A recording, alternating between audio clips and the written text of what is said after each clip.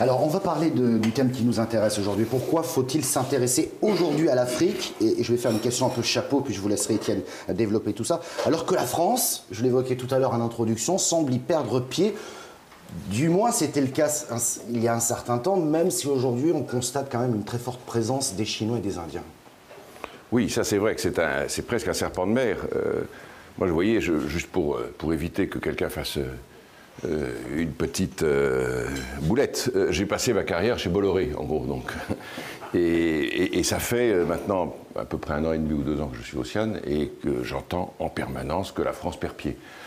Alors que le continent est en croissance. Alors c'est vrai que le continent, maintenant, il y a une nouvelle mode.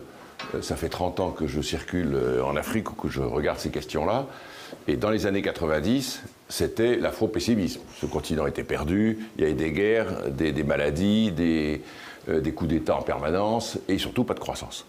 Et aujourd'hui, c'est exactement l'inverse qui se dit, c'est le continent de demain, ça va être le relais de croissance de la planète, les Africains vont dominer la planète, ils vont supplanter même les Chinois à terme de 20 ou 30 ans, c'est ce qu'il se dit. Alors quelle est la vérité là-dedans? La vérité, c'est qu'il y a beaucoup de vrai là-dedans, mais je pense que si on a confiance en l'Afrique, il faut justement dire les choses. Après les attentats, la grande mode maintenant, c'est de dire qu'il faut nommer les choses. Il faut nommer les choses. Oui, l'Afrique, c'est le continent de demain, mais elle a des sacrés défis à relever, et accessoirement, en plus, il y a quelques nuages qui s'amoncellent en ce moment. Bon. Alors, l'Afrique est le continent de demain, oui, parce que, d'abord, il y a tout simplement des éléments de base pour cela. La démographie, premier point. Alors, je ne vais pas vous embêter avec 36 chiffres, mais quand même, je vais en donner quelques-uns qu'il faut avoir en tête. Aujourd'hui, le continent africain, c'est 1,1 milliard d'habitants. En 2050, ce sera 2,4 milliards d'habitants. Donc 1,3 milliard d'habitants de plus en 35 ans. Jamais la planète n'a connu ça. Jamais. Et donc c'est à la fois une opportunité et c'est un défi. On va en reparler. Grave. Mais enfin, l'opportunité, c'est qu'il va bien falloir nourrir ces gens-là, les vêtir, les loger. Et donc, même si on ne fait rien, il y aura de la croissance. C'est automatique. Déjà, c'est quand même pas mal d'être sûr qu'il y a un endroit du monde où il va y avoir quelques points de croissance automatiquement, quoi qu'il arrive. Deuxièmement, et ça c'est un phénomène qu'il faut bien avoir en tête, c'est que ce qui s'est passé depuis 20 ans, c'est que l'Afrique s'est ouverte. L'Afrique est entrée dans la mondialisation. Alors elle s'est ouverte par l'arrivée de nouveaux acteurs, on va sans doute en parler après, mais elle s'est aussi ouverte dans sa tête et dans ses comportements. Vous parliez tout à l'heure d'Orange. Il y a 700 millions de portables en Afrique. Je rappelle qu'il y a 1 milliard 100 millions d'Africains. Alors, ils en ont plusieurs, hein, chacun. Mais quand même, vous voyez que c'est une ouverture. Et l'Afrique, c'est un lieu commun de le dire, est passée de l'ère du téléphone filaire qui ne fonctionnait pas au portable immédiatement. Et en gros, elle a sauté un pas technologique.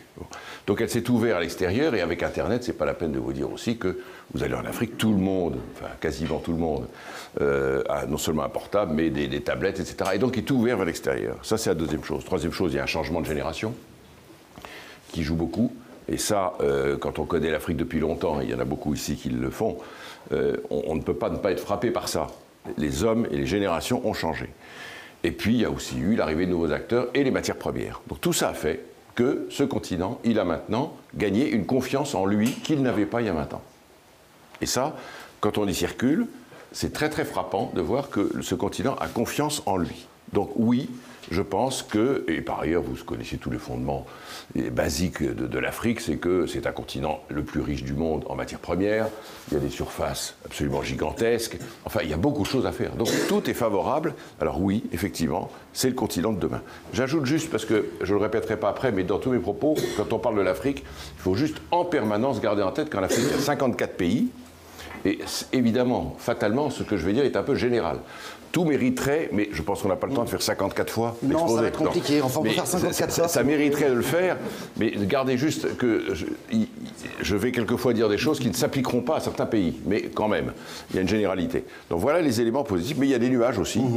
Alors il y a des nuages actuels qui peuvent inquiéter et qui créent une toute petite musique qu'on entend depuis quelques mois, qui est, mais au fond, est-ce que l'Afrique va y arriver?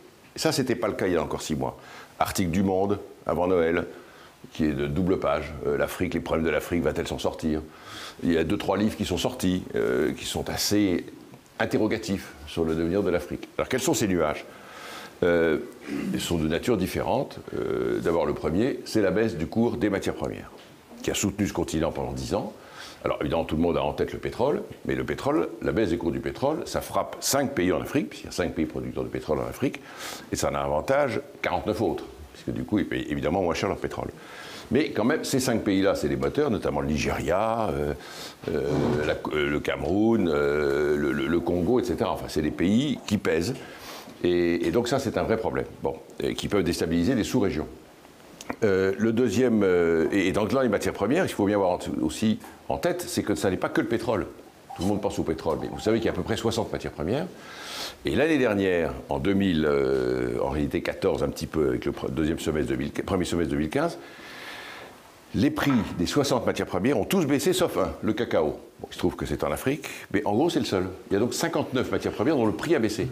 Je prends l'exemple de la Zambie, qui est un pays que vous connaissez tous, par cœur. Eh bien, la Zambie est un des premiers producteurs de cuivre. 60% de baisse dans le prix du cuivre. Vous imaginez un peu, pays de 14 millions d'habitants, ce que ça représente pour eux. Donc ça, c'est le premier nuage. Deuxième nuage, c'est le ralentissement de la croissance des émergents et des Chinois.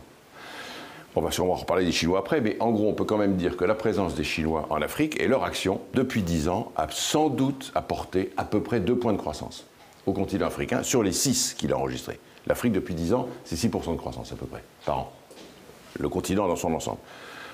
Ce que je dis n'est pas démontrable. Alors évidemment, vous pourrez me contredire, mais je pense qu'à peu près un tiers de cette croissance-là, elle est due à l'arrivée des Chinois et aux investissements qu'ils y ont fait. Maintenant, ils ralentissent. Et donc, ça veut dire qu'ils achètent moins de matières premières, ils investissent moins. Et leur économie de troc qu'ils avaient développée, ils la ralentissent un peu. Ça frappe l'Afrique. Ça, c'est le deuxième nuage. Et puis, le troisième nuage, c'est le terrorisme, qu'on ne peut pas ignorer, évidemment, qui touche tout le croissant sahélien et qui risque de déstabiliser ces pays. Le Nigeria, le Cameroun, le Tchad, le Niger, le Burkina Faso, etc. Voilà. Donc ça, c'est quand même, et puis sans parler éventuellement du Maroc et puis la Libye, la poudrière, etc. Donc on connaît tout ça. Et donc ça, c'est quand même des nuages qui interpellent. Mais on voit bien que d'abord, ils sont identifiés, et c'est des problèmes qui ne sont pas, qui peuvent être résolus assez rapidement. Le redémarrage de la Chine, il peut y avoir d'autres émergents, l'Afrique elle-même peut se substituer à la Chine. Et puis, les cours des matières premières, ça va, ça vient, je dirais. Alors que les fondamentaux que j'ai dit tout à l'heure, ceux-là, ils sont quand même pour longtemps. Donc, oui, ne nous focalisons pas trop là-dessus, mais enfin, soyons réalistes. Et, voilà. Et puis, alors, il y a les défis plus permanents. Voilà.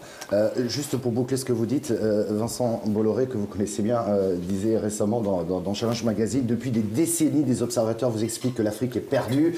Il y a 18 mois, avec l'épidémie d'Ebola, elle devait s'effondrer. Aujourd'hui, l'épidémie est terminée, et tant mieux, hein, bien sûr.